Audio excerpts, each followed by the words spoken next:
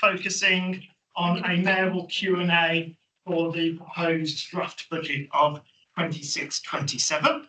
Welcome everyone, and can I especially thank the Mayor for coming along this afternoon. Before we start, just a few housekeeping points. Could you please ensure your mobile phones are switched to silent so as to avoid any disruptions? When asking a question, could you please use your microphone and introduce yourself so that everyone knows who's speaking? And I've just realised I've failed to do that myself. Yep. The meeting is being recorded and will be uploaded onto YouTube later this afternoon. And because the camera's behind me, it will show up all my grey hairs. And the session is scheduled to run for 2 hours between 2:30 and 4:30 p.m. After that introduction, Lindsay, do we have any apologies for absence, please? Yes, apologies received from Councillors Chowdhury, Clements, McNicholas, Quinnan and Tucker. And we also have Councillor Alden joining us online today. Thank you very much, Lindsay. Any other apologies? Right, Councillor Bashraf Mahmood, thank you very much for that, Councillor Cooner. And Councillor Hutchinson from Wolverhampton. In terms of declarations of interest, do any members wish to make a declaration which they have not previously declared on their register of interests? No? Excellent. So the next part is the committee will question the Mayor as part of his role of holding him to account. Questions will be put to the Mayor, will be based on matters relating to the proposed draft 26-27 budget. But before I invite any questions from members, Mr. Mayor, would you like to make any opening statement? Thank you, Councillor Huxtable. No, delighted to be here today, honestly. Look forward to the session we have. It was a full, frank conversation, not only the year ahead, but the great progress we made. Just over a year ago, in July 2024, I had to tackle some fundamental challenges in the transport budget to get it back into some level of equilibrium. And frankly, I inherited from my predecessor a complete mess, and I said at the time at that board meeting, it shouldn't have taken a mayoral election or the election of a new mayor to what I had to present to my board that day in July to put that into the public domain. That was the first major challenge we faced around financing and budgets. We ensured that the remaining capital spending we had under the last that part of the transport settlement was adequately used to fund some of the projects that will be delivered this year. But more importantly, I want to stress the fantastic work that the team has done at the Command Authority, particularly the head of finance to my left, Claire Nye, in terms of what we've achieved, not just last year, but for the year ahead. In the spring this year, I was faced with £120 million revenue deficit in transport. I was given some advice on how we should resolve that. I refused to cut spending on public transport in buses. I refused because it was a manifesto commitment to raise a precept. We've now dealt with those issues. We've balanced the budget next year without incurring any need to cut services to the public or protecting our budgets. We're investing in the future. We're improving the lives of people in this region by spending our money responsibly and wisely. I'd just like to take the opportunity to thank the officers here that have got us in that position. But more than that, we're in a fantastic position to balance the budgets across the medium-term financial plan without cutting services, and that was not the position I inherited. And the leaders of the councils I work with and sit on my board told me frankly that they were getting fed up with spending most of their time around the boardroom and the other meetings, spending the time discussing imbalances and deficits in transport funding. We've resolved now not just for next year, but for foreseeable future. And we're in a fantastic place to build on the progress made and improve the lives of everyone in the West Midlands over the years ahead. Thank you. Thank you for your opening comments. Some members have already submitted questions in advance, and I propose to take those on a rotational basis. But if you haven't submitted a comment in advance, please do indicate, and I will call you in. Okay. So the first question is Councillor Kettle on payment method. Good afternoon, Mr. Mayor. The method of payments and distribution of funds often appears slow and bureaucratic. Could we now introduce a small payment system where sums agreed, let's say up to 15-20 million, are paid in full as soon as the allocation is made, thereby saving staff time and increasing efficiency? Thank you for that question, Councillor Kettle. And it is an issue, the issue of the way this organisation distributes and allocates funds, and when the timing of when those funds reach our councils has been the issues around that apparent to me since I got elected. And across major programmes, a lot of work has gone on to speed up and drive efficiencies through that interface.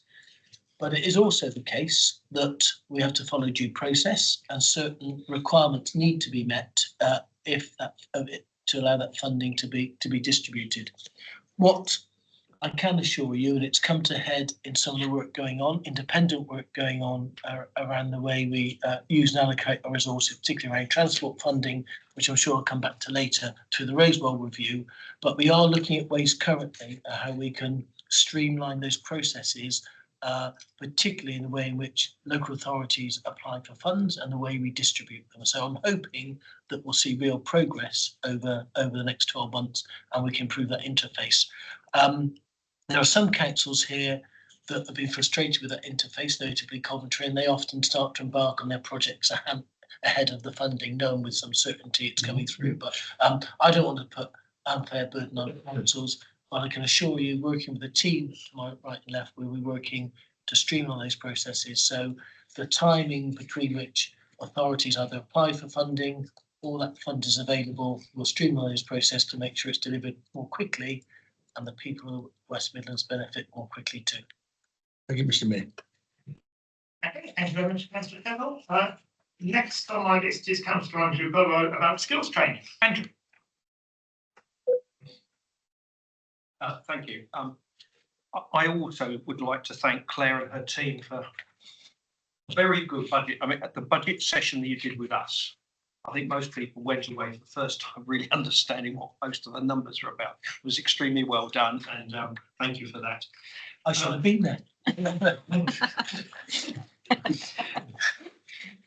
Mr. Mayor, we've got a big housing target across the country.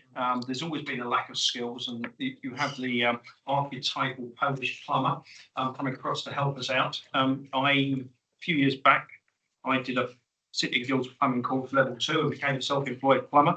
And I know how difficult that is to do. So my question is do we actually have enough money to train sufficient building and construction workers to meet the regional housing targets? I mean, what's your kind of feel for that? Thank you, Andrew. And I know you've got a passion for skills, and it's something you often raise both at sessions like this and at the board meeting. So I think it's important to set some context. In the summer last year, I launched a growth plan. We did that in Wolverhampton, the Construction Centre of Excellence, part of the university, and we subsequently took that to Westminster. One aspect of our growth plan was I want to reiterate, and that is it recognises, and most other regional growth plans don't do this, it recognises the fundamental importance to our regional economy of the everyday economy. And that includes construction, engineering, hospitality, in particular. So we recognise that those sectors is really, really important, and they underpin our economy. The issue of construction within that is of paramount importance for several reasons, not just because of the ambitious growth plans we've got around housing, but we've got almost 2.5 billion to invest in our transport schemes too, and that requires engineers and those from the construction sector. But there's an additional issue why this sector and those sectors are so important. We have around the West Midlands around a quarter of the workforce with low skills and no skills. That means that too many people in work are in low paid work. And as many of you know, across this region, in some of our poorest deprived wards, we have twice as many young people out of work than national average. Sectors like construction are fantastic sectors which allow folks from some of those communities access to the skills they need to get that well-paid work. So be in no doubt, we understand the quantum of funding we're spending in those sectors, and we want to ensure we're investing in the young people particularly that will help by acquiring the skills in those sectors will get those well-paid jobs. And that's why we're investing now £20 million a year from our skills budget here in the construction sector. And that the commitment we've made over the next 3.5 years is £75 million. And that will train 12,000 people, hopefully young people across this region, in getting apprenticeships and skills that will allow them to get jobs in that sector. I'm really, really pleased about that because of the alignment of what I've talked about already. It's also, of course, a sector with an ageing workforce too, so those skills need to be replaced. In 25-26, we delivered around almost 9,000 actually level 3 qualifications in the sector, an additional 15,000 essential skills courses. So we are doing that work. We're very fortunate enough in this region to have a technical centre of excellence college in Dudley, which is also contributing to those skills. So we're doing as much as we can, but we are a part of the skills ecosystem. We are not it. And that's why very soon we'll be announcing a compact with our further education colleges, which will continue and will build on what we've done to boost that investment in the skills that our workforce require if they're going to get well-paid work. So I'm very pleased to say we're playing our part, we're playing a full part, and we're going to give thousands and hopefully tens of thousands of opportunities, particularly young people in this region, get them access to the skills they need to fill the jobs that are required in the construction industry. Thank you. Thank you.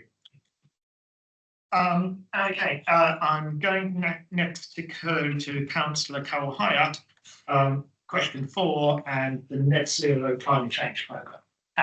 Thank you, Chair. I'd like to give my thanks again to Claire and I as well, because it's possible when you've got a really great set of data in front of you to futurescape and to spot trouble coming. I know you're able to do that from the budget workshop information that was shared with us. So I'd like to refer to the Net Zero Climate Change Programme. With the effects of climate change likely to become increasingly apparent, there is a need both to reduce the rate of climate change and to manage the transition to a world with increasingly variable weather conditions, mitigating the effects as far as possible for residents.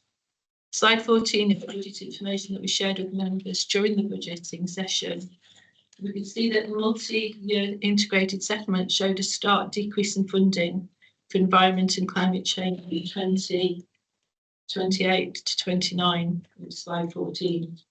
This is reflected in slide 22, which didn't have an estimate for the strategy innovation and net zero capital programme 2028-29 and 2029-30. Please could the Mayor share with us what is being done to ensure that the good work of previous years continues to be built upon, and if anything, has the potential to succeed as needed. Thank you, Councillor Hart, for raising that really important point and emphasising the issue of climate change and the seriousness that we need to take that issue and its impact, and particularly on the residents of the West Midlands. So I'm really pleased with the work we're doing currently with the funding we've got. We're now scaling up our retrofit programme for those suffering from fuel poverty. I've already seen the difference that is making in the homes of some of the most vulnerable people.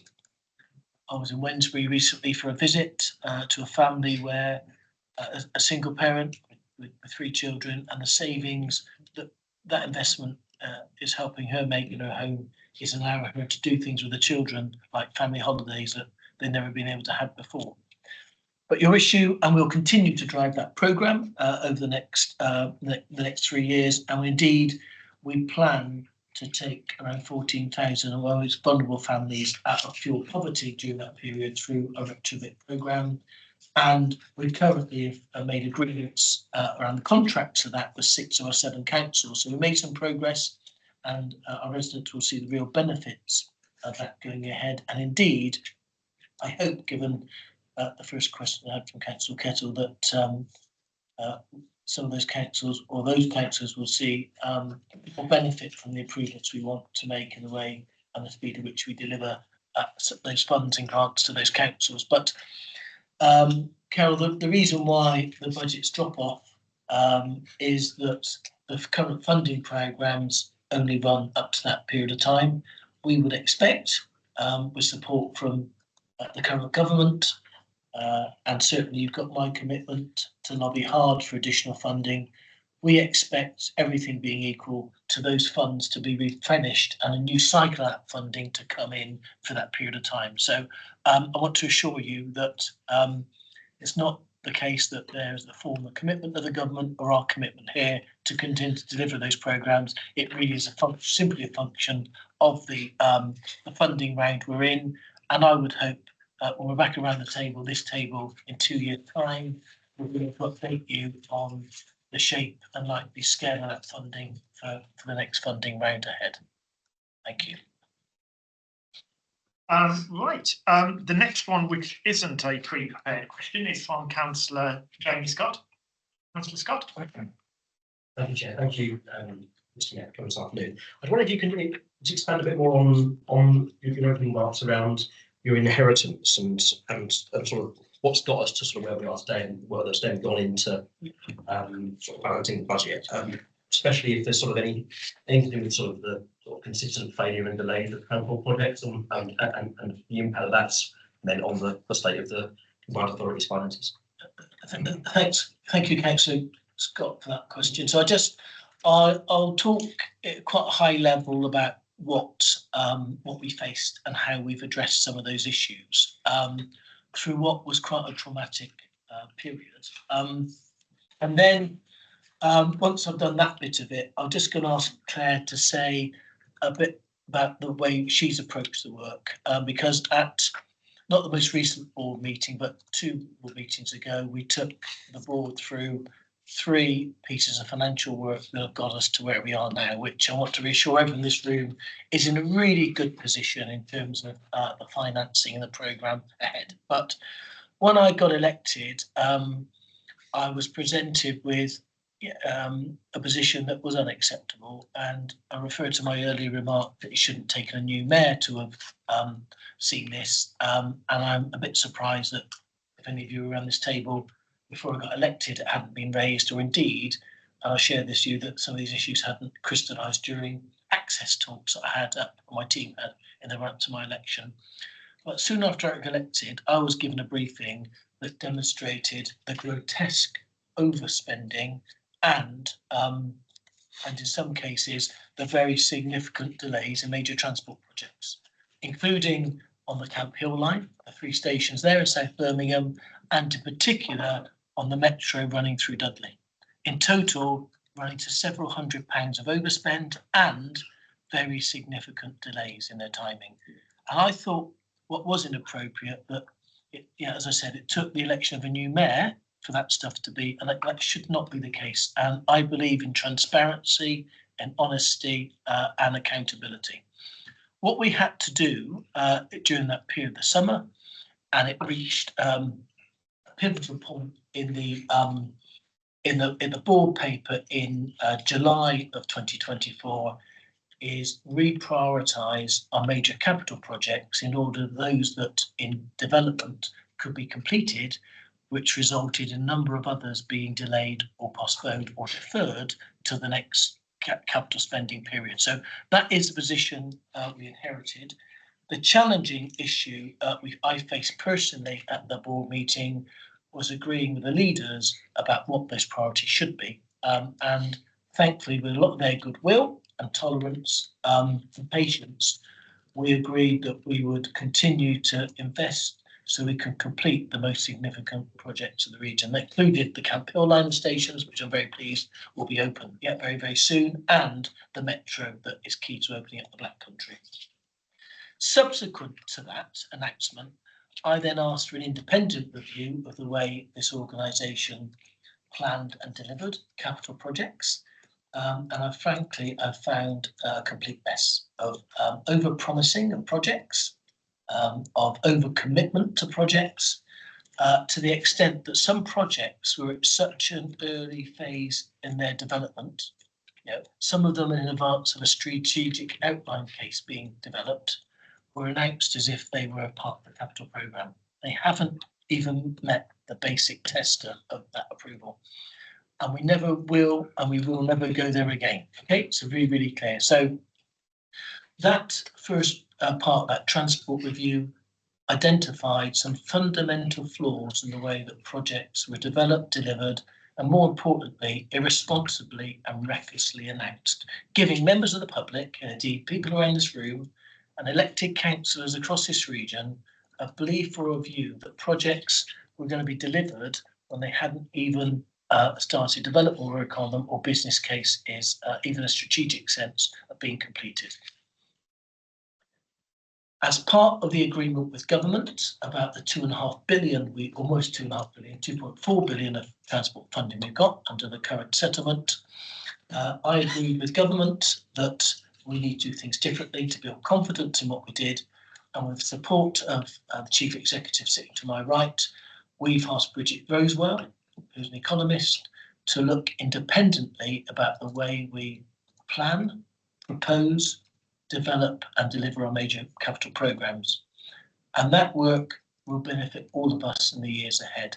And that work will help ensure that we only commit to projects that meet the required business plan tests and those criteria. We only commit to projects that are truly going to make a difference to the economy and the people of this region. And I will never use transport funding to indulge in pork barrel politics like my predecessor did. So really, really clear. That work of Bridget Rosewell is now going through a due process of work and review.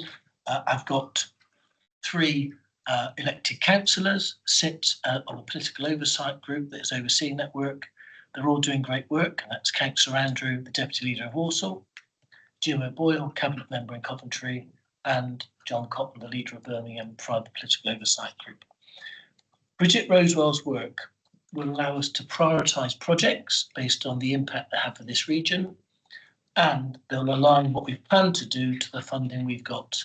What I inherited was a commitment to a capital programme that exceeded the available budgets by twice what was available. We will never go there again. We've turned a page on the past, and we're going forward in a different way. And as I said at the board meeting we previously had on these budgets, we've not just turned a page on the past, we've buried it. We're going into a new phase of plan for projects. We're going to do it in the right way. We're going to do it in a responsible way. We're going to focus on investing on those projects that will make the biggest difference to this region, and we'll be totally transparent to everyone in this room and every member of the public about the status of those projects in terms of where they are and project delivery, whether it's strategic outline business case, at a business case, the state where they've been approved by board, and then what we're doing to implement them. So we've overhauled the processes, we've made them more effective, we're going to focus on delivery, and we're going to deliver the right things for the people of this region.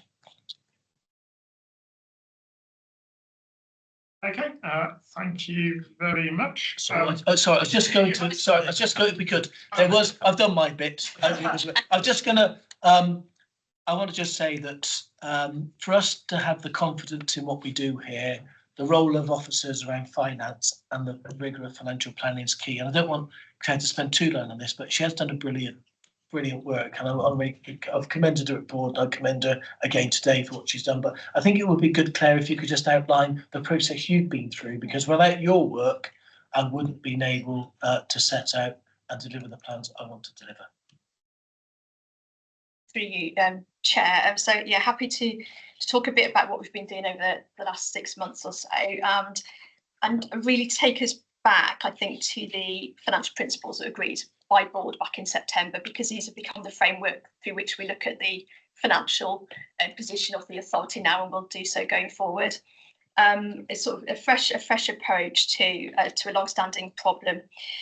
So one of the, or two of the elements really are about a longer-term approach. We've had for a number of years annual budget process and not been able to break through that into future years. So the integrated settlement gives us a new opportunity. We've got multi-year settlement now, which means that we can start to look beyond 1 year at a time, which helps us and helps local authorities both plan and to deliver.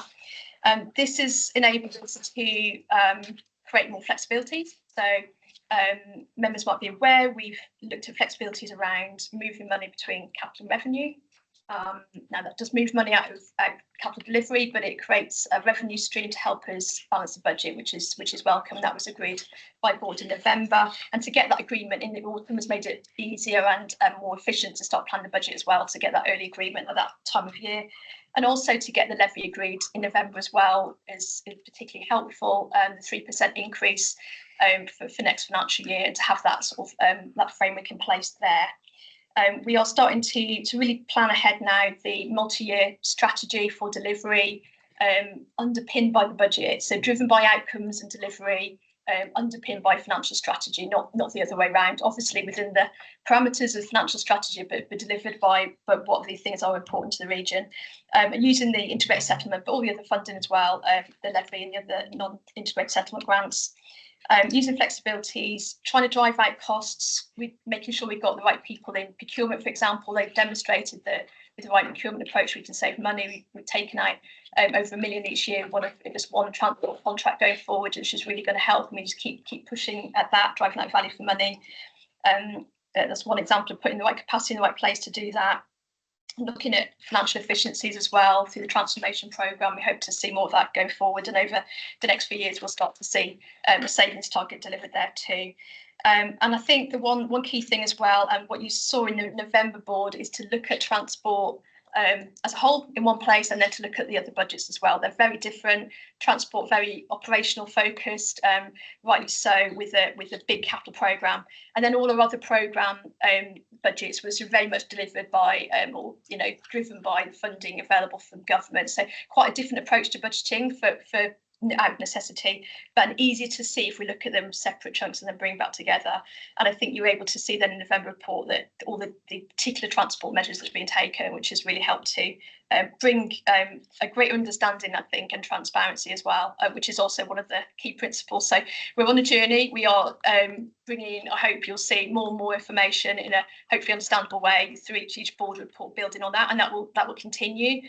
Keep listening to feedback from board members, particularly about what they want to see, what's helpful, because I think with that transparency and understanding enables decision making in an easier way as well, in the short term and long term. So a bit of a flavour, hopefully, to a bit of a new approach we're taking. Thank you. Thank you very much, Claire. So with Claire's work, with Claire's work, I think we fixed the foundations, and it enables us now to fix the future. Thank you. Councillor Akhtar. Chair, I wanted to ask my question when all the written questions were asked, but I will ask it now since you've given me opportunity. It's nice to see you, and I totally, completely agree whatever it says behind you, and especially regarding journeys for everyone. So you are delivering on franchising, and also, as you know, that end of this month, the West Midland trains will be taken back into public control. So how confident you and your team is that you will be able to deliver franchising and also on train, and the whole purpose is to deliver on reliability, affordability, and frequency? Because there is some disquiet. I'll be honest with you, even in this organization, And it will be helpful, sir, if you tell us that it will happen within time and within budget. And yes, it will make a difference to our communities and to our economy by taking these momentous steps to bring in franchising so we can serve our communities, and also taking things back into public control. Thank you, Councillor Akhtar, and for your kind words also. So I'll start with bus franchising. We are franchising the bus network out of necessity. The private sector operator has failed this region. They're benefiting from tens of millions of pounds of subsidy each year, and services are declining, not improving.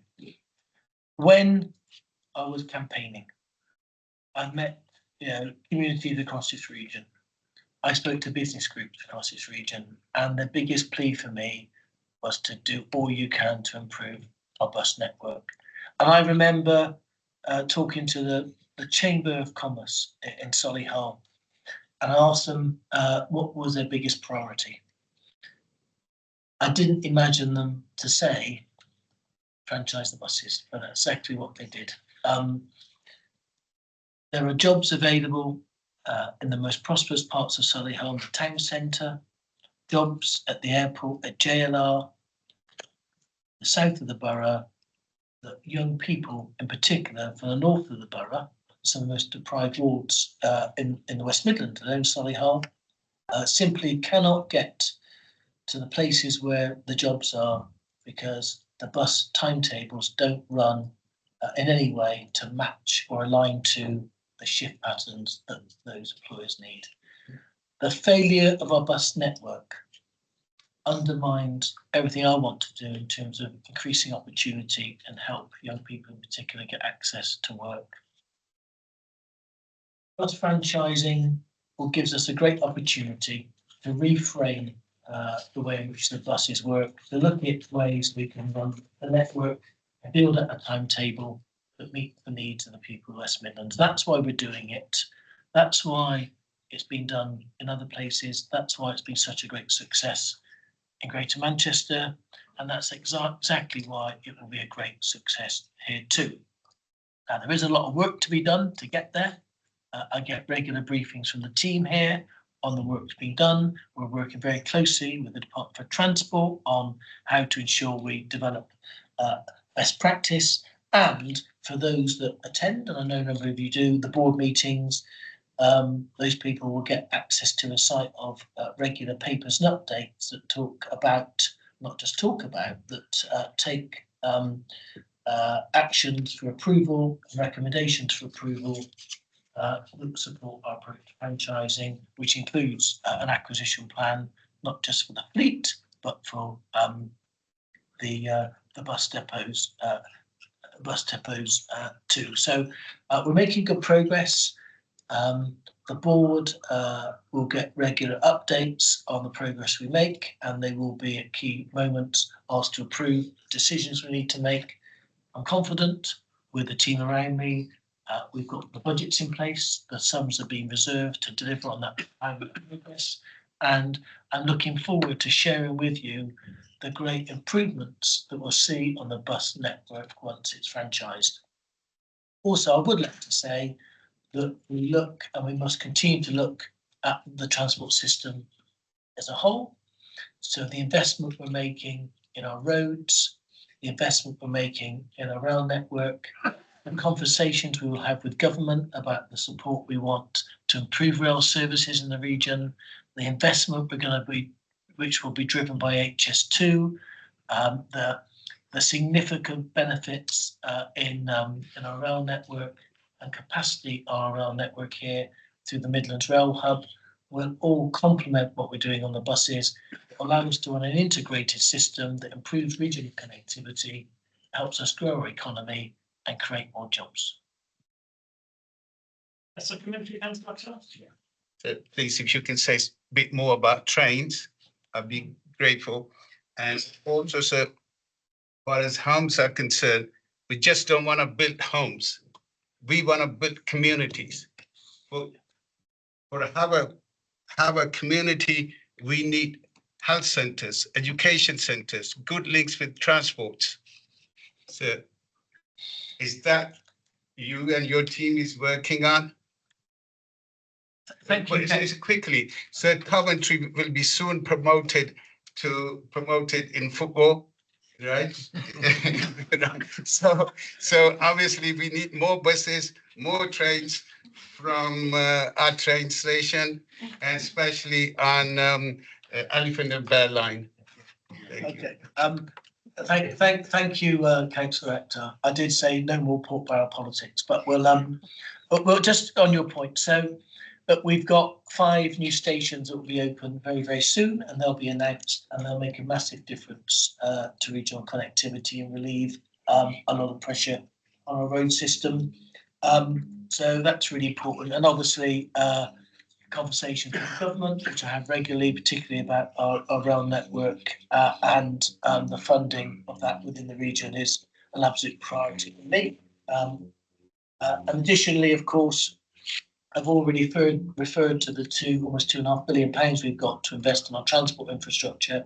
Also want to reassure you of anyone in this room that we are looking at the way we deploy those resources in a very strategic way, so they have the biggest difference to support economic growth and are aligned to where many tens of thousands of new homes will be built too.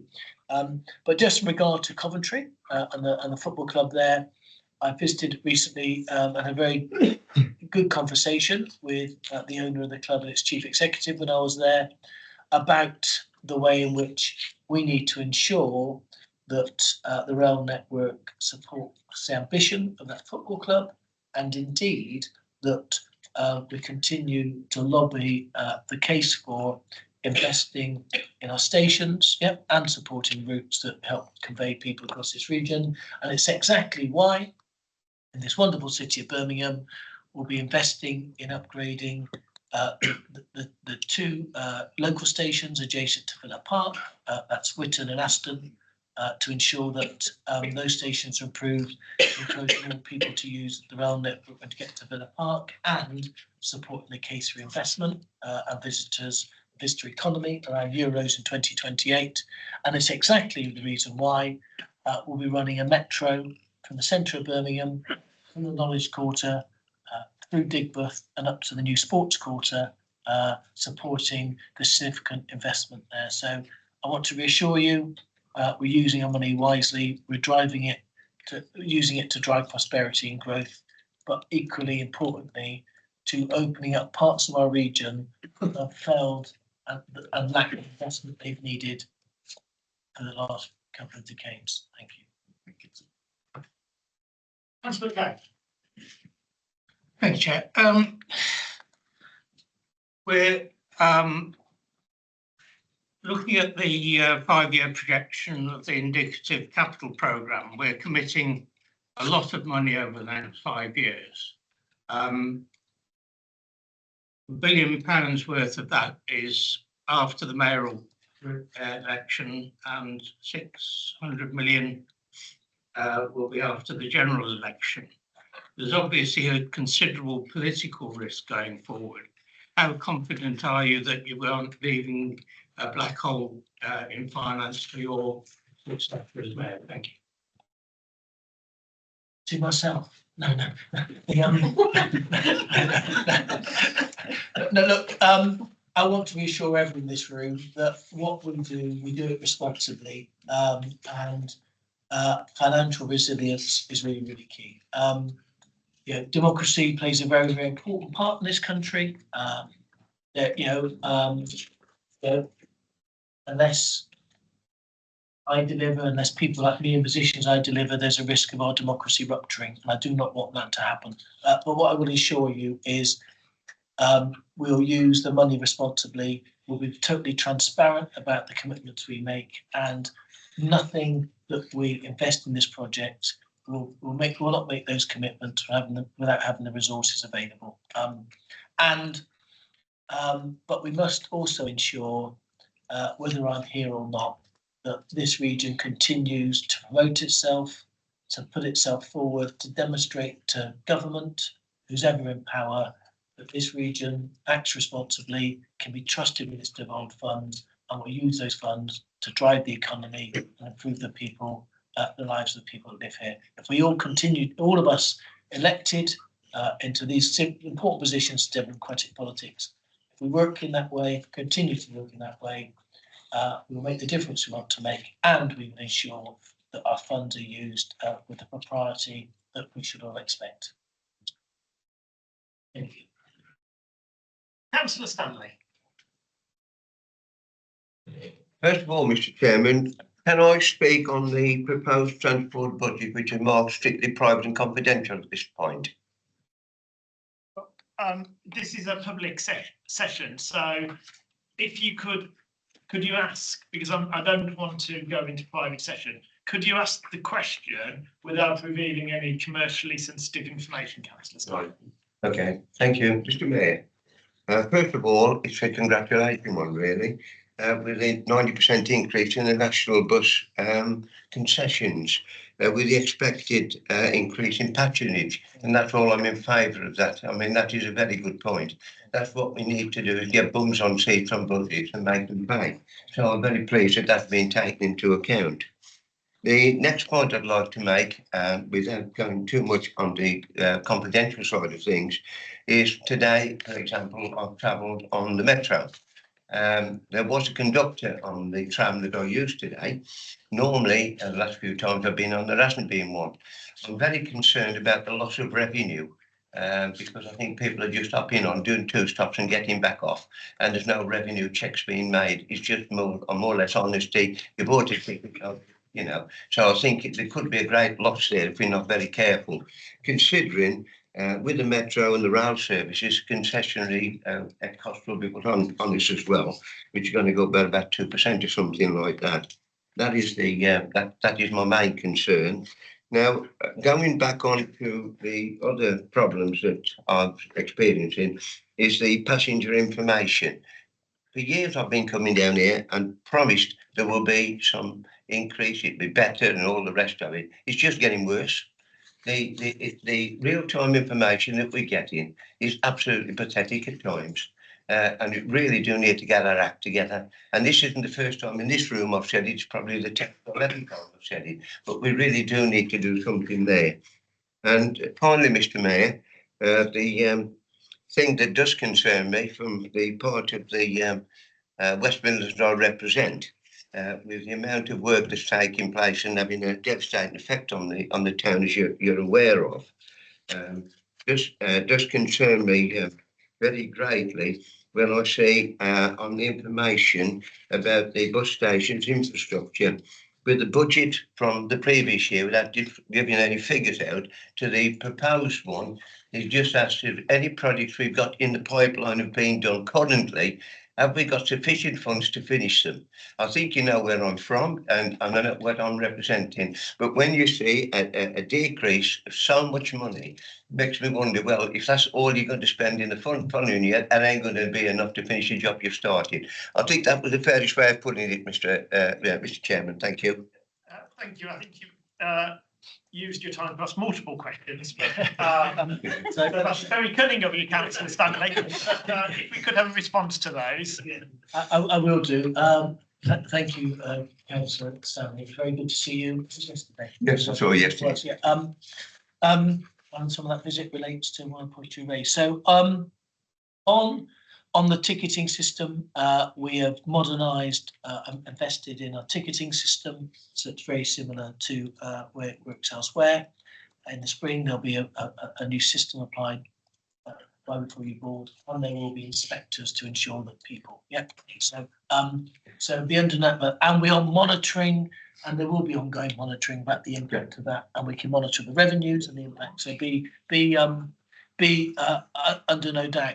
But also, let's also be clear, any transport system, any ticketing system also depends in part on the honesty and the integrity of the users. And it is important that everyone who uses public transport who is due to pay pays the right charge. Otherwise, what they're doing is detrimental to the services we want to provide.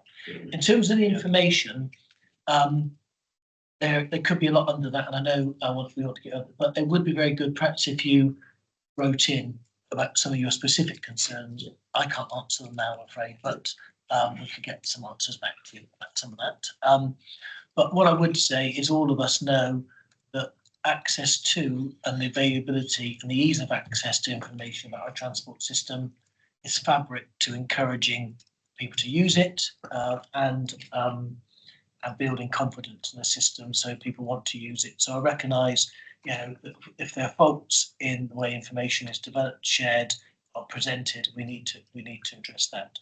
On the broader issue of Dudley, the wonderful borough of Dudley, and the investment we're making there, I was with your leader yesterday and deputy leader discussing some issues around the investment making in the town centre and what we need to do.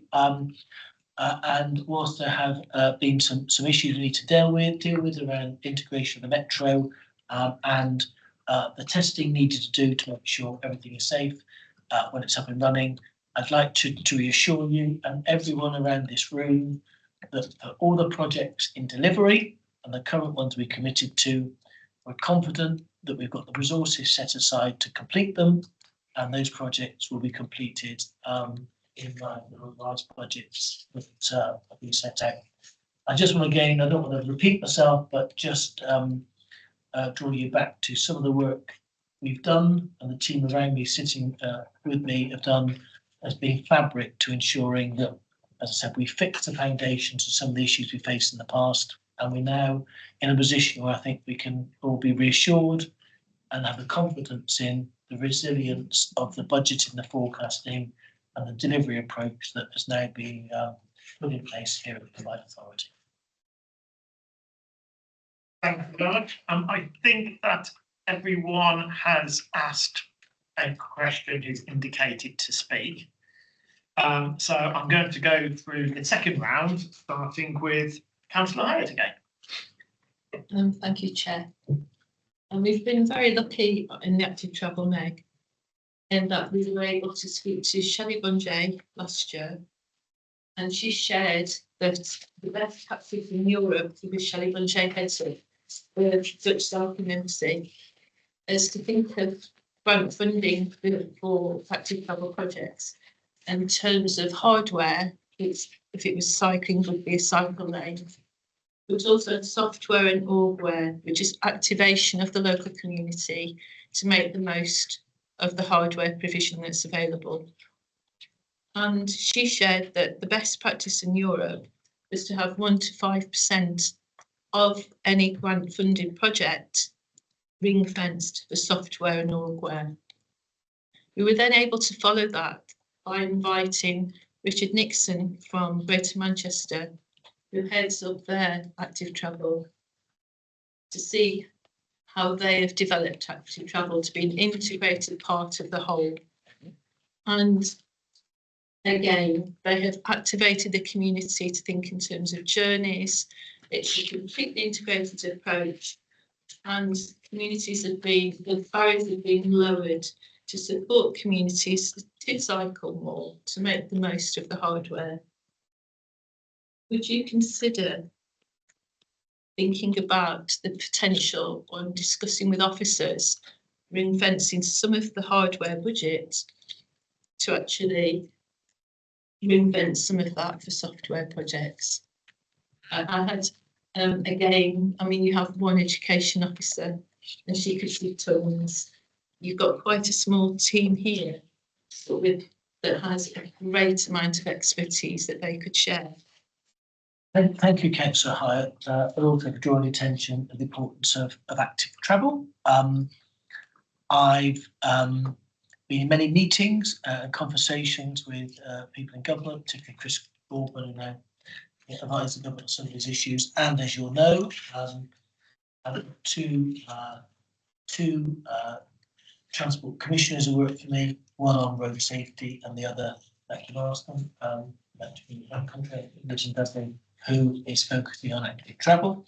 And what impressed me most when I interviewed Becky was her focus on the softer side of this rather than just about hardware. And for many of our communities, how encouraging to lead more active lives, is so important. And some of that can be done with limited cost, but just making the places they want to walk or cycle and scoot in, safer and feel safer. So I understand that issue exactly, and that's why in some of the work they're doing over the year ahead, you'll see if not an increased focus on the softer side of things, but a recognition of the hard and soft need to fit together really effectively.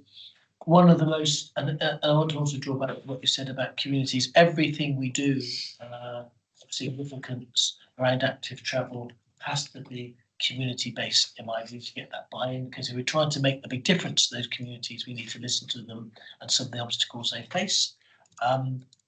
And one of the big issues I've discussed with both Matt McDonald, who leads on road safety, and Becky, who's on active travel, in the ways in which we can develop the key themes of their work together, so we're making a big difference. So one of the schools I visited that's got a great project, Birmingham City Council led, around something called Kid Streets, is actually closing down the streets outside schools around school time, so encouraging families to walk to school, kids to cycle to school and socialise. And those projects and projects like that meet every criteria that you've and I'd like to, and I've recommended, and I've asked them to look at ways they can work with all our council partners and communities across this region to develop and build out projects like that that can benefit those communities. I saw the difference it made today. I saw the life on those streets.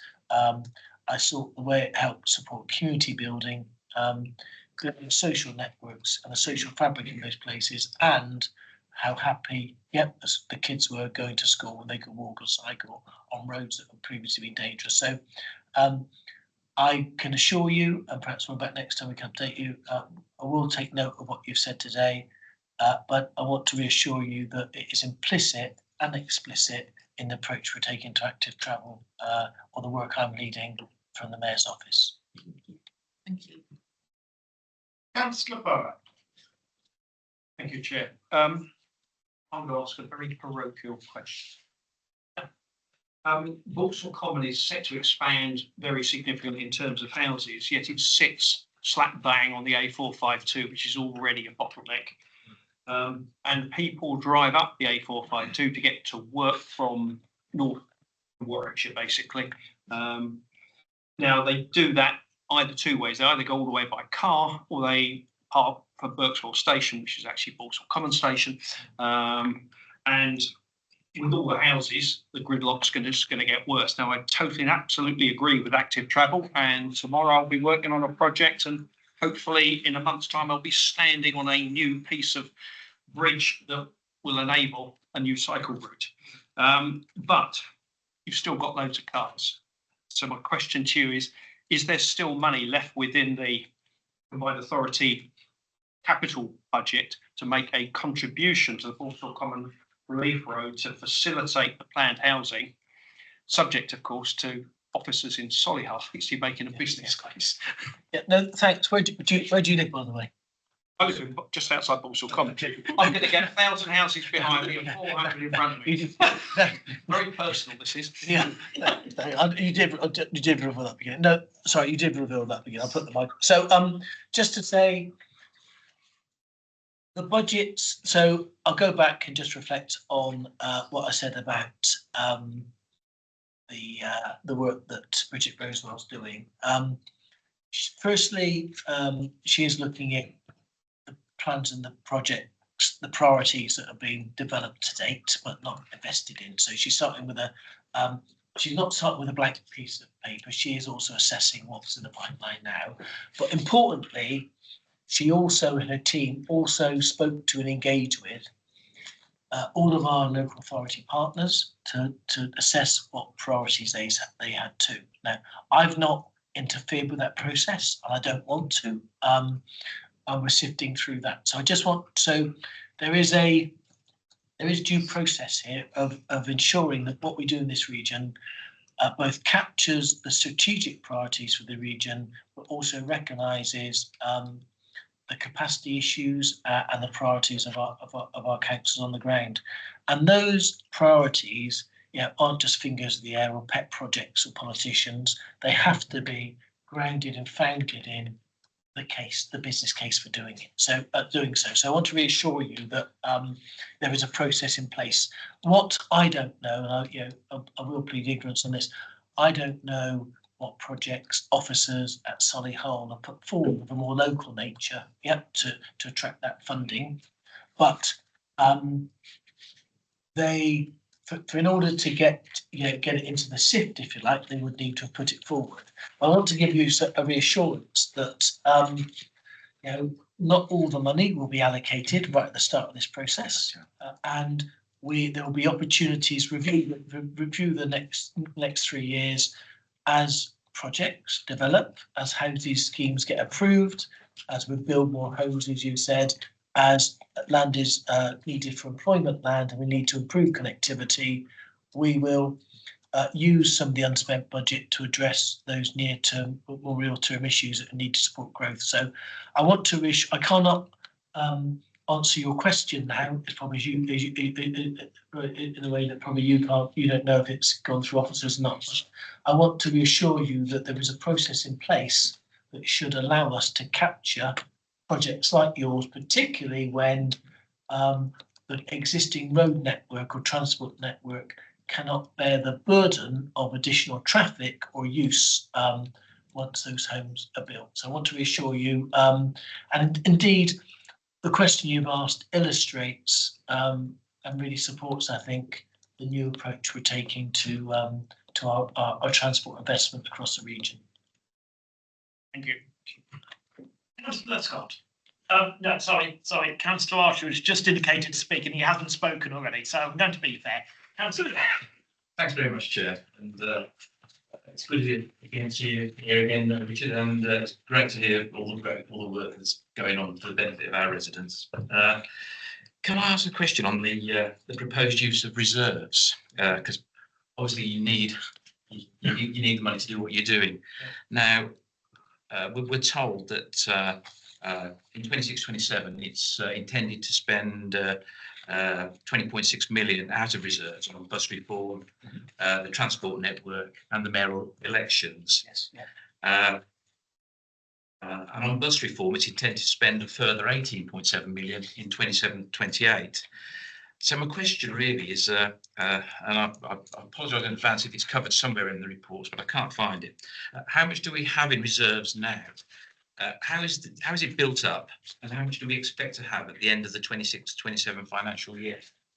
Very good question. I thought for one moment you're asking us not to run the mayoral election to save $1 million, but no, that would be the wrong thing to do, sir. Thank you for that. I'll answer more strategically, then I might need to come back. I think we'll declare for some of the detail.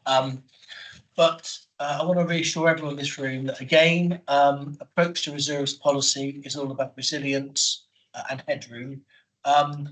In terms of the broad approach to reserves, sometimes that number can look very large. I'll come back to Claire on it, but it's very important to understand and differentiate between different types of reserve too. So in three basic ways, some funding of their risk mitigation, just because you need that capacity. And for those of you, who are elected members around the room, you understand that we all need a buffer in our organisations, and that's good practice. Other reserves are built up over time, like a sinking fund, because you've got some expense coming, and it makes good sense to put money aside each year to build up that capacity.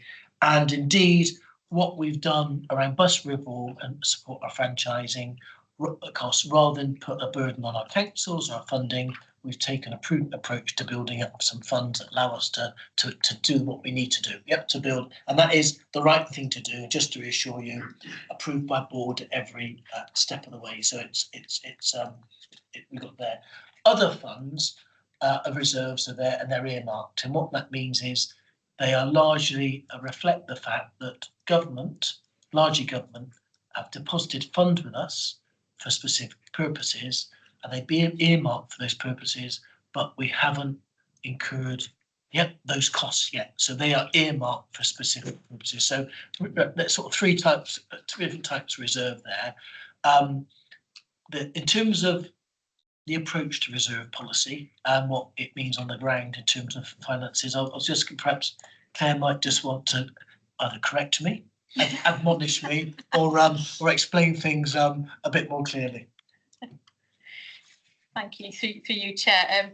No, absolutely. Just to build on what Richard's just outlined there. So we've drafted a reserves policy, and that will be going to board for February for approval. That's the intention, which will set out exactly what Richard's just outlined, the reasons for the different types of reserves and how much is in each of those categories, and when we're expected to use. In broad terms, what I'm talking about now is usable reserves. So as Richard said, there are some that are reserves for either accounting purposes or restricted, so we don't have flexibility with them. But in terms of what we classify as usable reserves, we started the financial year with just short of 310 million of reserves, but a big amount of that, 170 million, is relating to our investment programme, and where we get is how we are smoothing out borrowing over the investment programme life, and how we utilise the grant to pay for the borrowing. So that is, it's got restrictions around it, although we as an authority we made the decision how to use that at the start of the combined authority essentially. And then we have other pots of money. Given the plan commitments, both in terms of supporting the budget that we just talked about, and you just mentioned for bus reform and transport budget, but there are other commitments as well, and when things have been set aside for specific things. After I take into account plan commitments, the amount I'm forecasting at the moment is of the order of 80 million that I think is available for future use. Some of that in risk reserves, so I'll put our general fund reserves, so we need to maintain a balance for that. And other areas where we know there are specific risks. So, and all these details will come forward. So we do have reserves available. A lot of it is earmarked, and you'll see all that detail in due course. But it means that we are able to use reserves in the way that we've outlined in the budget safely, but couldn't continue to do so. This is a short-term measure. Thank you, Claire. And also just to say for those in the room, those reserves or any excess reserves aren't there, at the personal disposal of the mayor. Any use for any material reason needs to go through board as any normal spending would. So just be clear about that. And that's the way we should act responsibly and sensibly. Thank you. Thanks for that full answer. Yes, I was just making sure that you have got the money in reserve to do what you want to do, and that's the reason for the question. Thank you. Okay, thanks. Sorry. Yes. Just on that point, I just want to ask. Well, you're delaying Councillor Butler. Go ahead, Councillor. Just to confirm that all this money we are choosing to franchise, these are the national grants. It is money isn't coming from local authorities. I know we make payments regarding transport levy, which is £126 million next year approximately, but I think I just heard that as far as franchising is concerned, it's the money which is kind of grant money from the national government. I believe so, but Claire? Through you, Chair. So the proposed financial strategy for the transition phase with bus franchising is a combination of use of government grant and also reserves that have been built up, and we're trying to get that balance right. The reserves have been built up in different ways over time, so combination of funding. But yeah, it's going to be a mixture of funding. That's franchising. Yeah, and just to reassure you, Councillor Akhtar, those funds They come through this place. It is largely, government funding behind it. No additional contributions from our councils, to be clear about that. And of course, its use and the use and application of those funds is in every instance approved by the board. And Chair, with your permission, so when it comes to purchase of depots and the fleet, whether we're leasing it or whether we're buying it, that money once again will be from the national government, hopefully in the form of grants. Yes, it is apart from a collection. I have in this room. Everything will come from that. No, more seriously, everything. All that funding is through the city, regional transport funds. Now TCR, I think, is it? Transport for City Regions. Yeah, transport for city regions. That's actually been agreed by the board. Yeah, that comes from government. Okay. Yes, thank you very much, because there is a lot of fear mongering going on. That burden will be on local taxpayers, especially when we have a cost of living crisis. Thank you for clearing. Please take the message to your people that it's been funded from the combined authority. I come back on that myself, but Councillor Scott. Thank you, Chair. With your permission, I'm going to make a transport-related plea and then ask a question. Yeah, sure. That's right. Mr. Mayor, in response to Councillor Stanley, you mentioned that there's going to be more revenue inspectors on the bus network in the months to come. I'd just like to make a plea. We know that lots more sort of violent abuse can happen in those sort of exchanges with people having paid fare. So I just wonder if I could just please make sure that there's all the right resources going into the transport police, etc. When it comes to that, and also just to make sure that staff are kept safe and also other passengers. If those altercations. And then just my question is around the transformation programme. I just wonder if you could give us a bit more detail about how the transformation programme that's coming through will feature in the way that the budget is shaped for the coming years and the role that it will play in overhauling the way that the authority delivers journeys, jobs, growth and homes for everyone.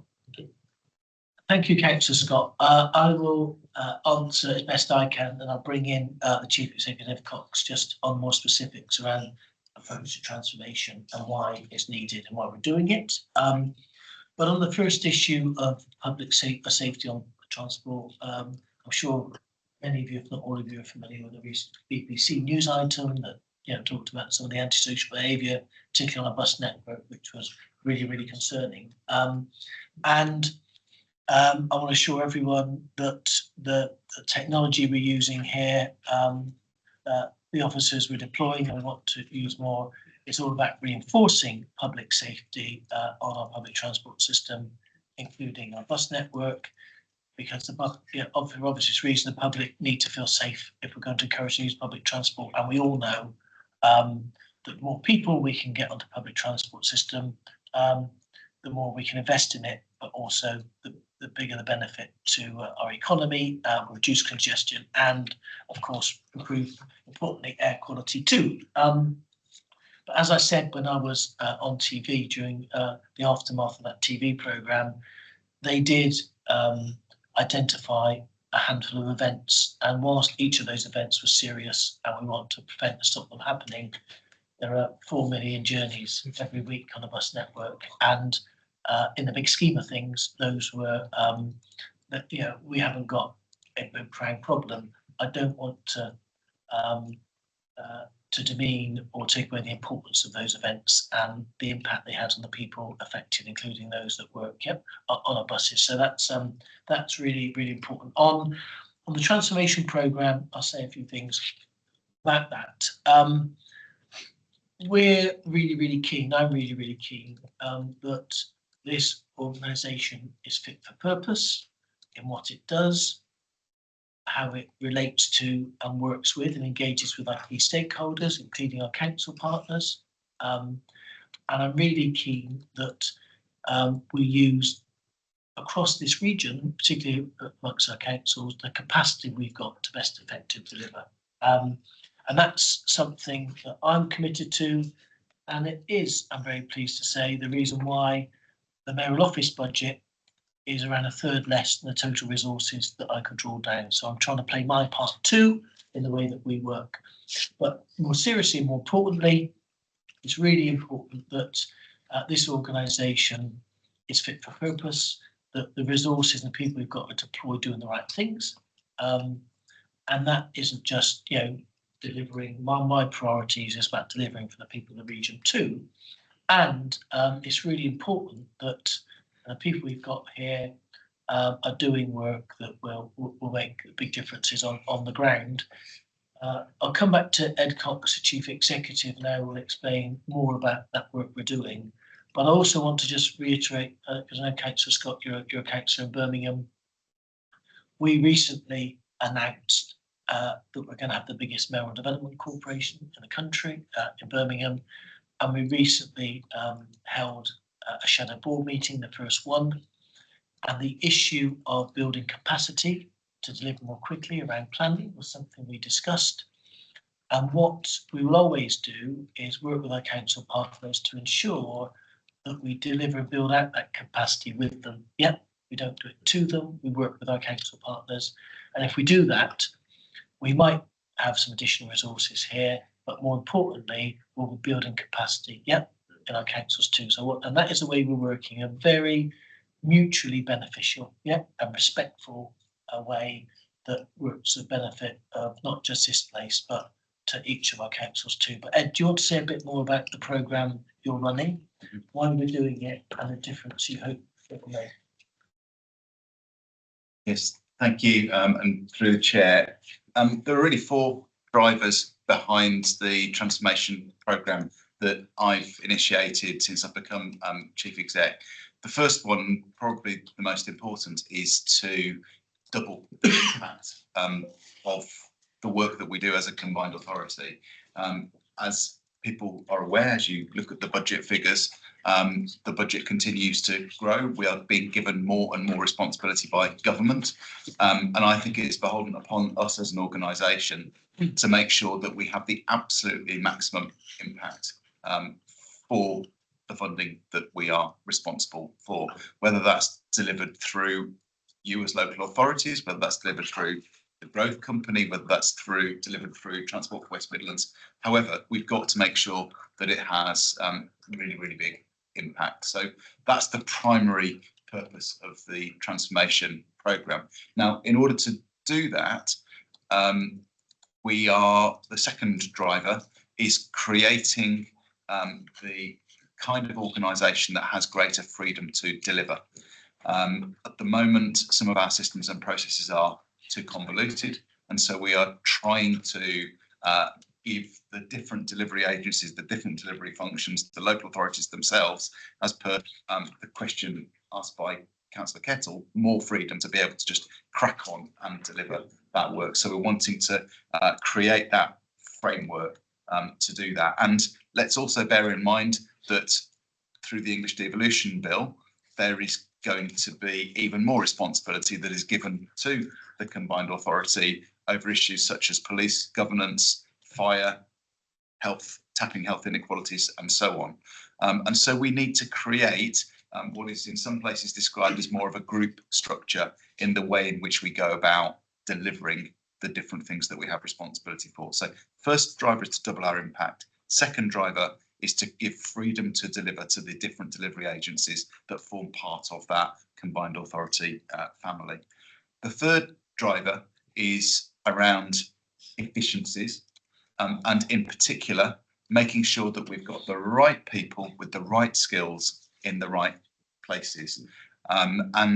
Because the organisation has grown over the years, a bit like Frankenstein, with different bits and pieces added onto it as a different government grant gets added to the organisation, we don't necessarily have all the right people in the right places. There are some parts of the organisation where we are hugely under capacity, and that causes delays to programmes and processes.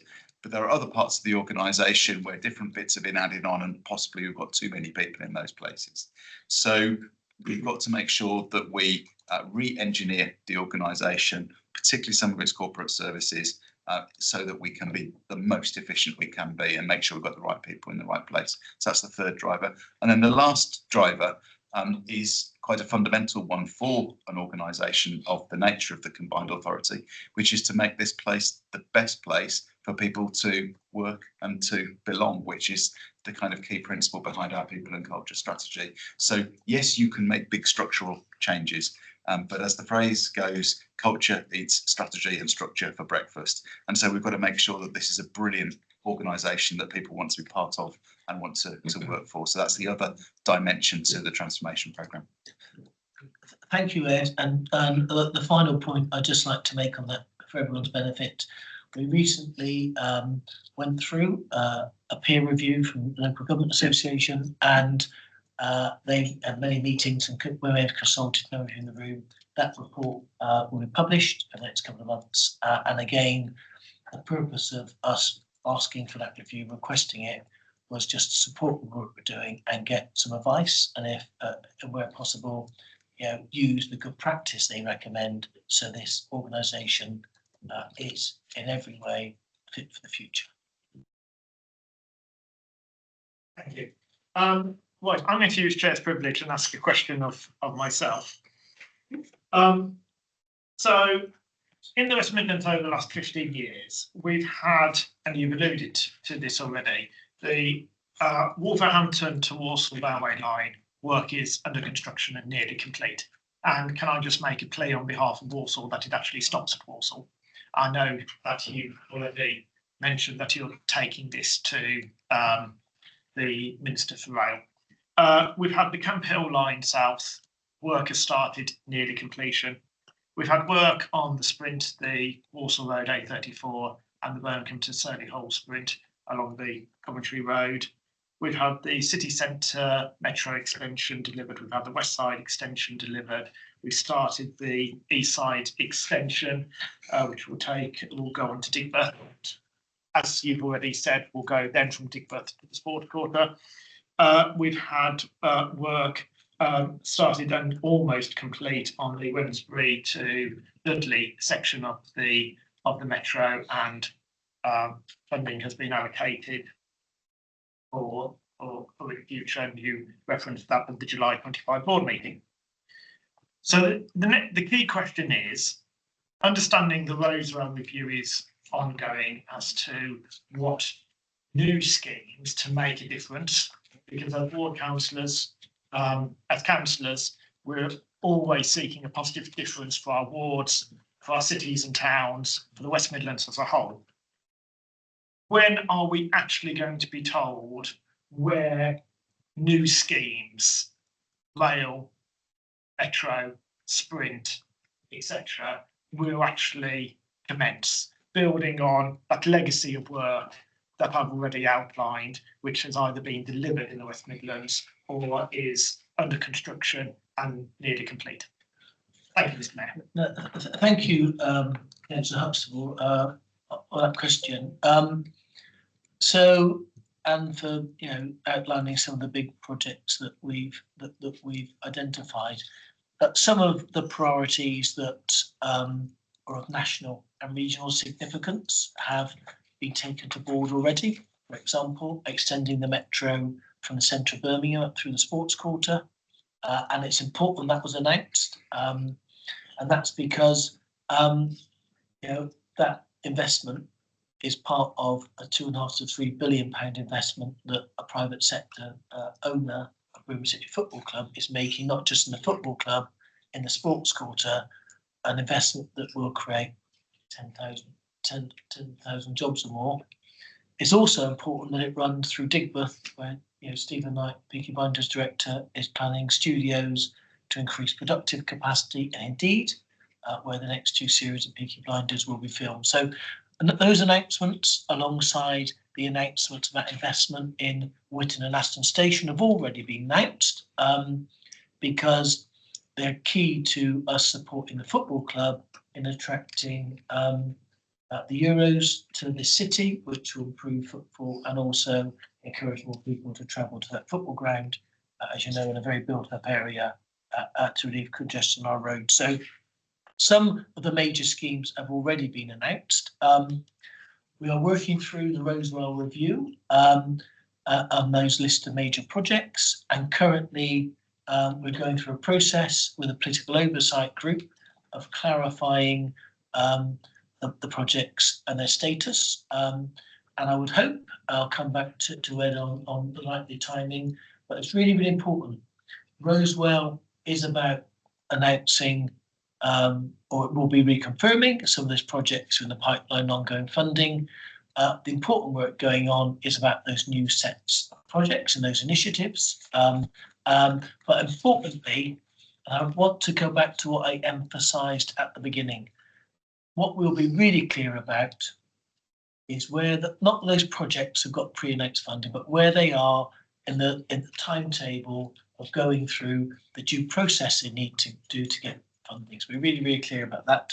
I'll come back. We're working through those schedules now, and we'll be improving the way in which those projects get on the radar too. I also want to reassure everyone in this room, because they come across the region, that every part of this region is contributing to that process, and those plans and those projects, those priorities are being built up with and through our council partners. So be really, really clear.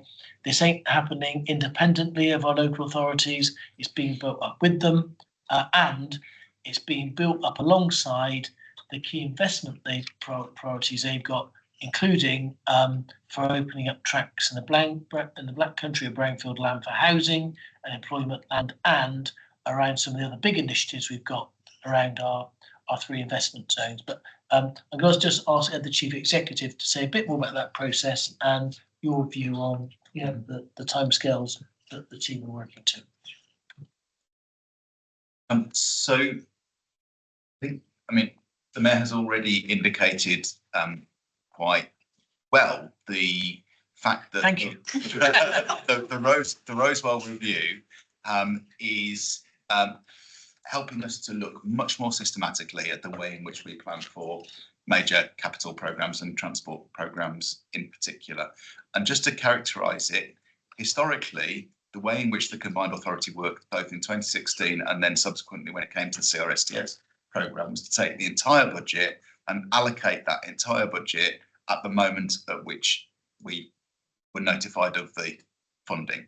And that ties everybody's hands for the whole period, and it makes it very, very difficult then to unlock projects or find additional funding for when new projects come into the pipeline.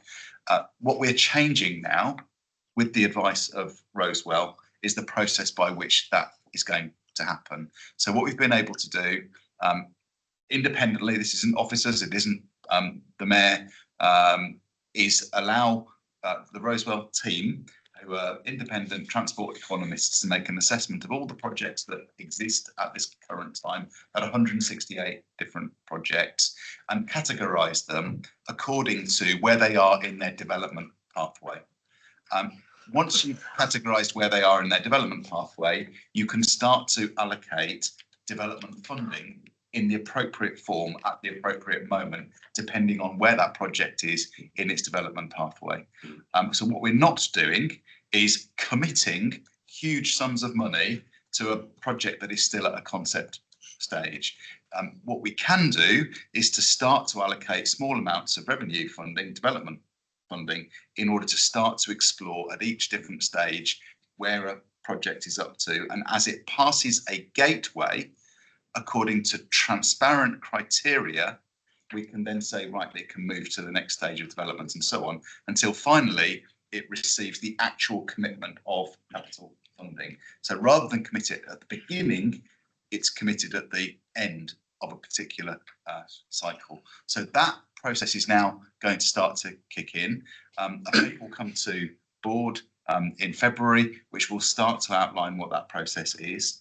Those projects that are categorised 1 and 2A, which are those that are already a long way down the pipeline, will be allocated funding.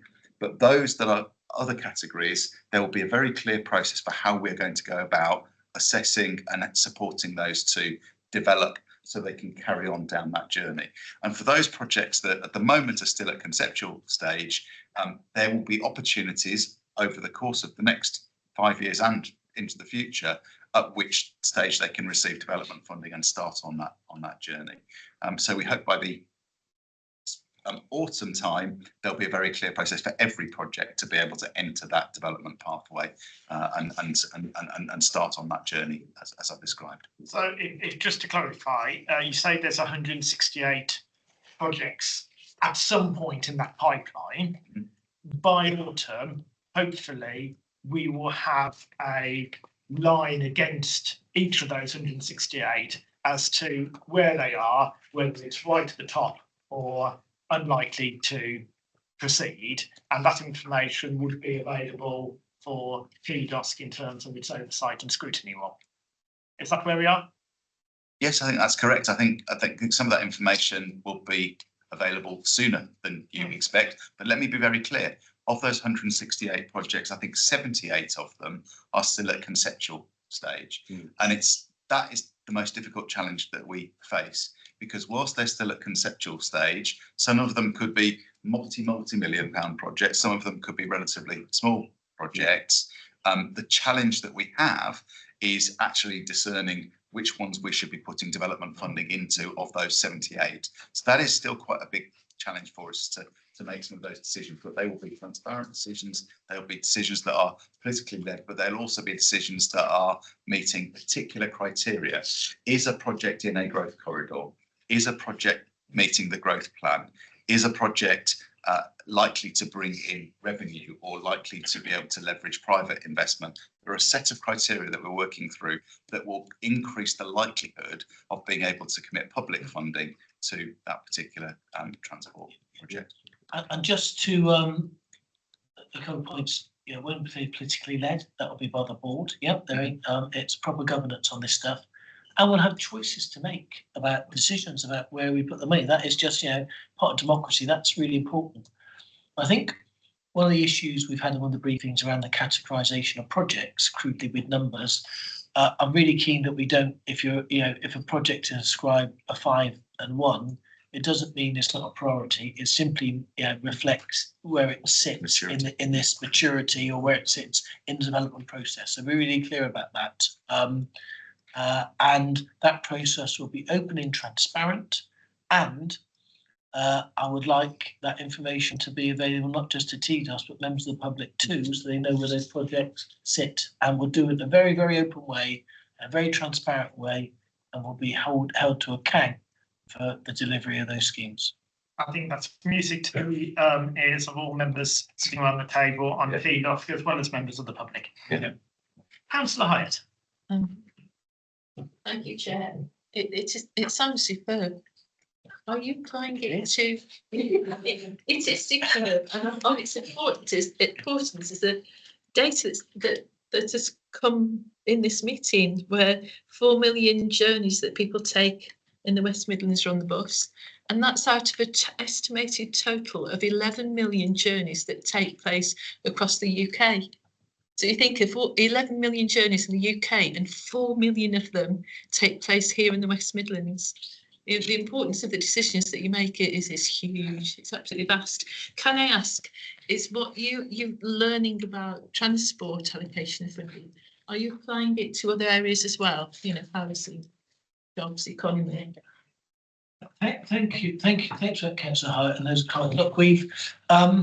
Look, and you play a really important role in this committee. I just want us to do things properly for so many different reasons. We've got responsibility of how we allocate and deploy public resources. We're only doing it for one purpose, to improve this region, the lives of people here. Be really clear about that. We've got responsibility then to make the best informed choices we can, because it is about choices. That's pretty clear. I also want to reassure you, those from the Black Country, that I remain absolutely committed to doing as much as we can to invest in our infrastructure and our housing, our skills in that part of the region, because of the way in which it's suffered, particularly over the case of deindustrialisation.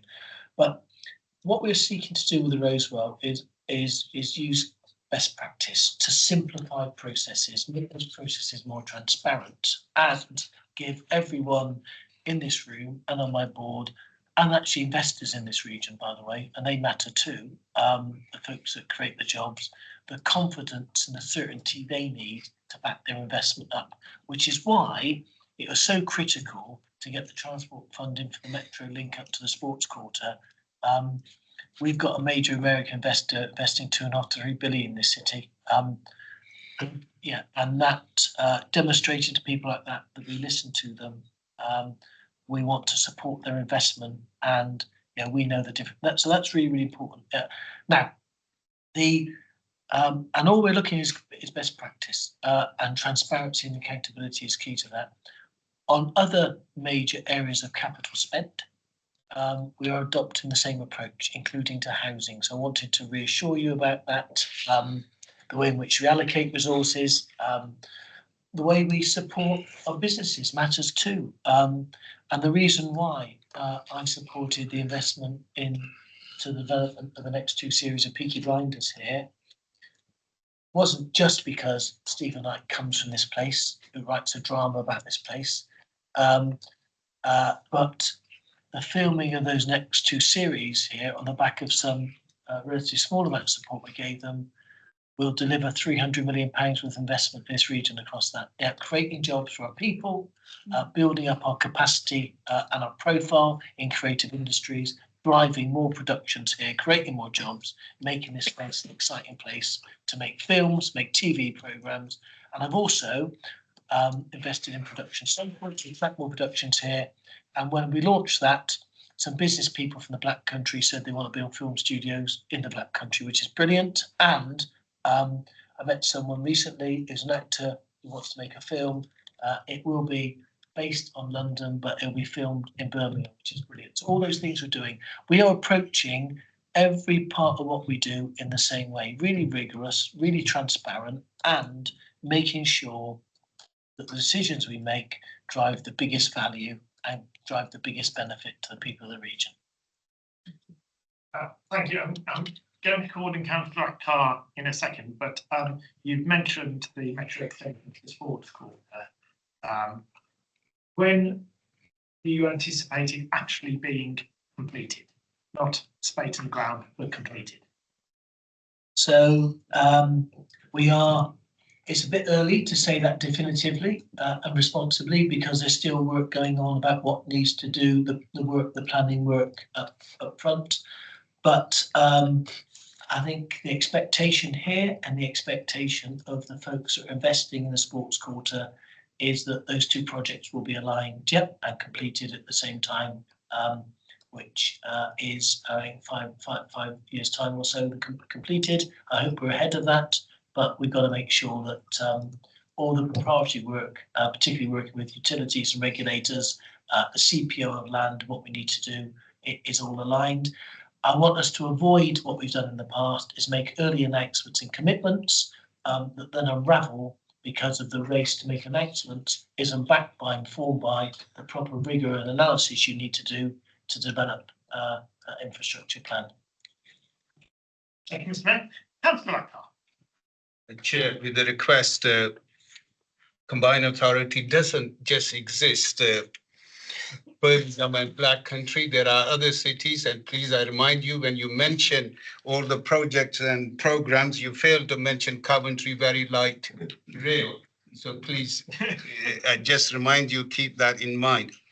Mayor, again and again, sir, you emphasized about that we will get more powers and more funding from central government, which is the best thing can happen to our regions, because if you see that most of the investment, physical infrastructure, social, economic infrastructure just happens between London, Cambridge and Oxford, which we are proud, but we need more powers and more funding here. And the whole purpose and vision of combined authority was that we have the most centralized country in the whole world, and they started devolving powers to regions. But so the purpose and vision I set was to devolve those powers and those fundings to local authorities, and then to the wards and to very communities, so we can make decision at the grassroots level. So what steps you're going to take to do that?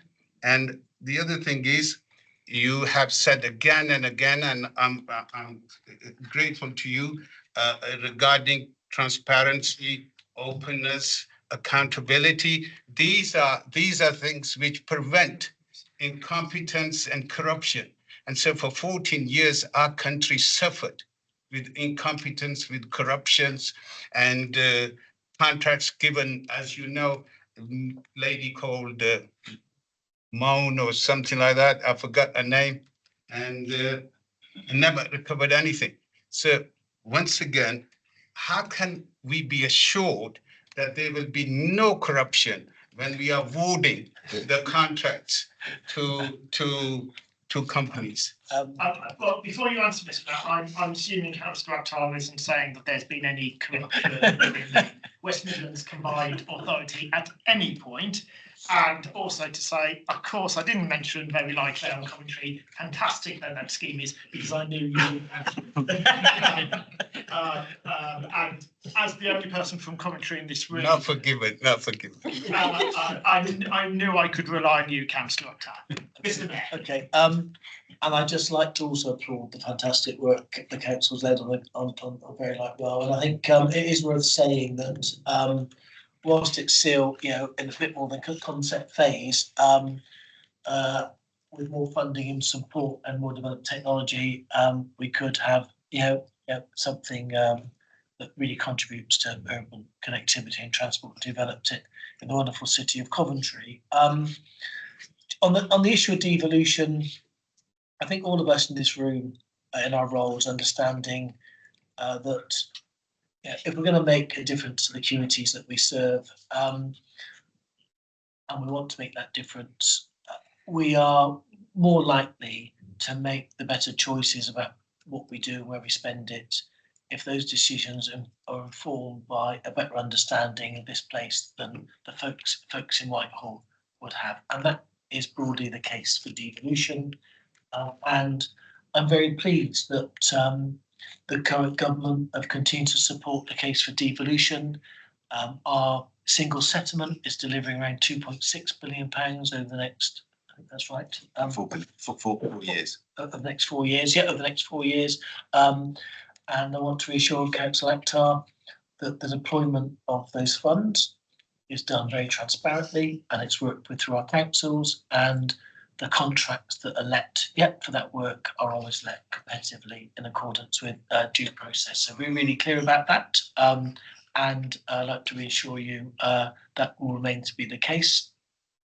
And in addition to that, we've got £1.7 billion working with Homes England on for affordable and social housing over that period of time, and within and a part of that, or beyond that, we've got the transport funding I've referred to already. So some very big sums here, and our duty, our obligation, my obligation, is to ensure that we're using that to best effect and making the biggest difference to people's lives, and that's what we'll continue to do.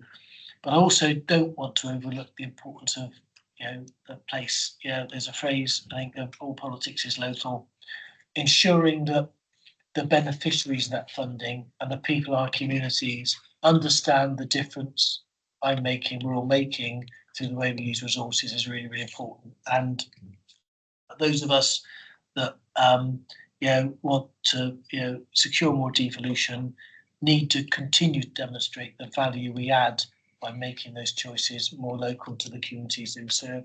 And we must continue to do that. And that underpins the work we do every day in this place, making sure what we do resonates and is relevant to the folks in our communities across this region. And our commitment is to ensuring that we make life better for them by investing in our transport system, investing in our public services, investing in our skill system, and indeed in our creative and our cultural industry sectors too. Thank you. Okay, I can't see anyone else who's indicated to speak, and he says that Councillor Kettle puts his hand up. So, Councillor Kettle, and then our Councillor Burrow will have the final question. Thank you, Mr. Chairman. Mr. Mayor, I won't use the figures because they're in the confidential area, but we're on page 7, and there's such a a big increase in the investment income. So asking for clarification, is that the maturity of the amount of money that we've got around the country coming back in interest rate and really going up on the investment income? My understanding is that it largely are returns of funds that we've invested. Yep, because government gives us funding. Yeah. And, We understand each other, Mr. Mayor. yep. But I'll just to make sure that you're getting the correct answer, and it's absolutely correct answer. I'll just make sure that By all means. I'll ask Claire to elaborate. Yeah, through you, Chair, that's absolutely the answer. It is investment income. So it's a combination of, because we've got the grant more upfront each year at the moment, that enables us to invest the cash to make it work better for us. But also, on the negative side, it's partly because we've seen a slippage in capital programme, which means we've followed later, which has also meant we've got more cash up front as well. So it's a combination of factors, but it's investment income through our cash investments. Yeah. Thank you. Thank you, Mr. Mayor. Okay, I'm going to call Councillor Burrow in to ask the final question. We've had a request from a member of the public in the room whether to ask a question. There's no mechanism for doing that, but as we're running probably going to finish before the time, I don't know, and it's entirely up to you, Mr. Mayor, whether you'd like to speak to the member of the public afterwards. I think my preference will be to do that. So all I will ask them in advance to do is, please, if you want to speak to me, ask me the question. Yeah, make sure it's a question. I'll do my best to answer, and I'll have to do it. Okay. So I'll ask Councillor Burrow. I will then formally close the meeting, and we do as outlined. So, Councillor Burrow, final question. Thank you, Chair. This isn't really a budget question, but I couldn't miss the opportunity. You'll recall that during the Mayor Q&A earlier on, sorry, it's the end of last year, we asked, could you create a study to look at why daily users of parks in, I think we're talking about the area that goes all the way round the metropolitan areas, in those areas where routes are subsidised, to understand why it is that they don't use buses, despite the fact that buses actually go to where they want to get to. Have we got anywhere with establishing that? And I don't, if it's no, that's fine, because it's not been a very long time, but I just wondered where we were with it. Thank you. So I might need to bring an officer for help on this one, but I would say that the issue you raised is a really important one. Look, a key part of our strategy here is encouraging the use of public transport, and the bus network is a key aspect of that. The choices residents make about whether they use their car, a bus, a train, often depends on personal preferences, but also the reliability, the affordability of public transport too, and indeed, as Councillor Scott has raised, the view of safety too.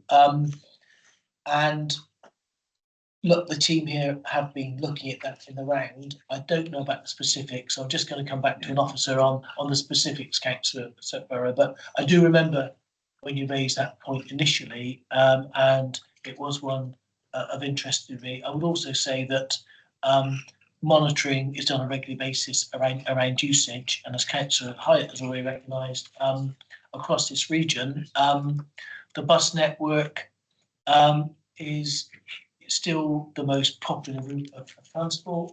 Around 80% of the users of public transport in the region use the bus network, which is fantastic, and that's why the approach to franchising is so critical to so many people across the region. But I'll just bring in the Chief Executive on the particular point you raised, which I just want to make sure you get the best answer for.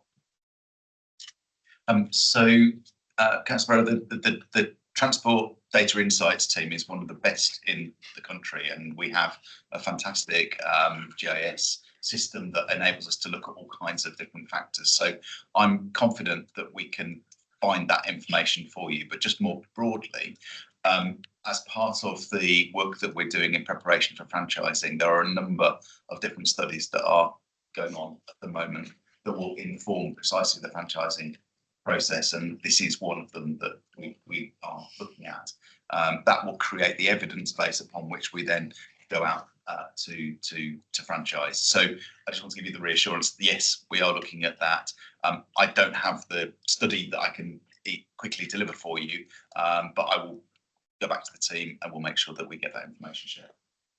Thank you for that. It's just that as an ex-private sector person, I cannot believe how awful the marketing is in my area. And by marketing, I mean the company understanding what they need to do to get people on board and actually just plain communicating with them.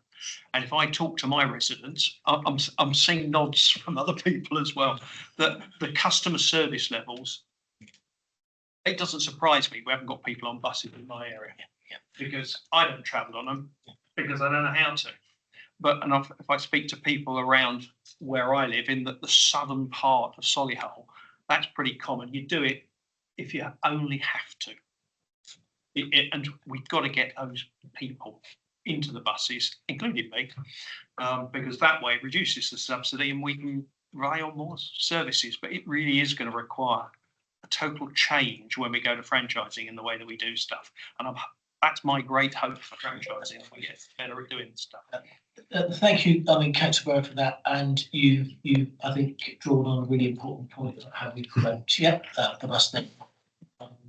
So, we maximise patronage, and that's a key part of our strategy and for improving the buses in the region. Thank you. Right, that was the final question. Any closing comments, Mr. Mayor? No, I'd just like to thank all of you for for finding the time out today to participate in what I think is a really important process of scrutiny. Thank you for the questions you've raised. And thank you for the work you're doing here on behalf of your council. And I'd just like also to thank the officers that sit either side of me for the great work they're doing here and their belief and support in me on this journey of increasing transparency and improving the performance of this place and the way we work with our councils. And also, as you will have found from, I'm very pleased the feedback we've had in the briefings you've had from Claire sitting to my left, because Claire, like me, is really keen that we do things the right way and we are as transparent as possible. And hopefully you would have seen, those of you being in similar roles or the same roles sometime on the scrutiny, the availability of a lot more information underpinning our finances. And I'm really keen to support the journey we're on and that we make this place as transparent as possible. So thank you.